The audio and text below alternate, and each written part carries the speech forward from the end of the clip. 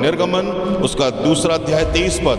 बहुत दिनों के बीतने पर मिस्र का राजा मर गया और कठिन इसलिए इस्राएली कठिन सेवक के कारण लंबी लंबी सांस लेकर आए भरने लगे और पुकार उठे और दुहाई दी। जो कठिन सेवा के कारण वह परमेश्वर तक पहुंची, परमेश्वर ने उनका कराना सुनकर अपनी वाचा को जो उसने अब्राहम, इसहाक और याकूब के साथ बांधी थी स्मरण किया और परमेश्वर ने इस्राएलियों पर क्या करी?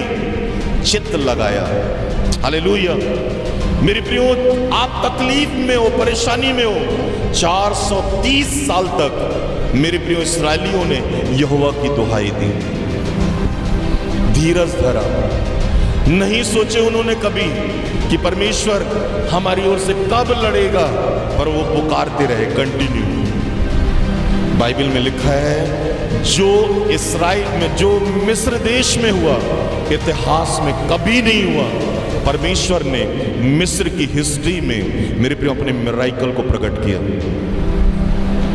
जो आज तक नहीं हुआ वो अद्भुत काम आपके जीवन में तब प्रकट होते हैं जब आप धीरज से यहोवा की बाट जोते हो। मेरा पति क्यों नहीं बदल रहा, मेरे बच्चे क्यों नहीं बदल रहे, मेरी स्थिति क्यों नहीं बदल रही है? हम रोज कुड़कुड़ाते बुड़बुड़ाते हैं, इसलिए परमेश्वर काम नहीं करता। आज घर जाकर भजन संहिता उसका 109 अध्याय को पढ़ना।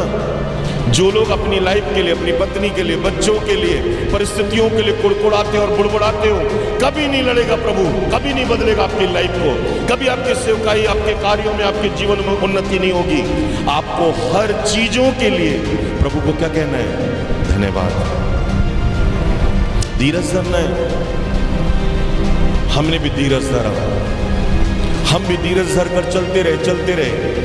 कई आए, कई चले गए, कईयों ने मिराकल लिया, मिराकल लेकर चले गए। कई लोग आए, बुराई करे, बुराई करके चले गए। कोई फर्क नहीं पड़ता।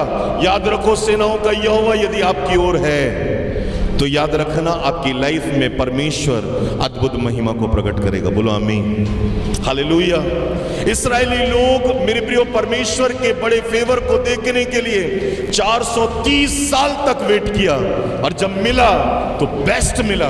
मेरे प्रियो, उन्होंने लाल सागर को 2 भाग होते हुए देखा, 10 विपत्तियों को देखा, चट्टान से पानी निकलते हुए देखा, अपने कपड़ों को फटते हुए नहीं देखा, अपनी जूतियों को फटते हुए नहीं देखा, स्वर्ग से मन्ना गिरते हुए देखा। क्यों?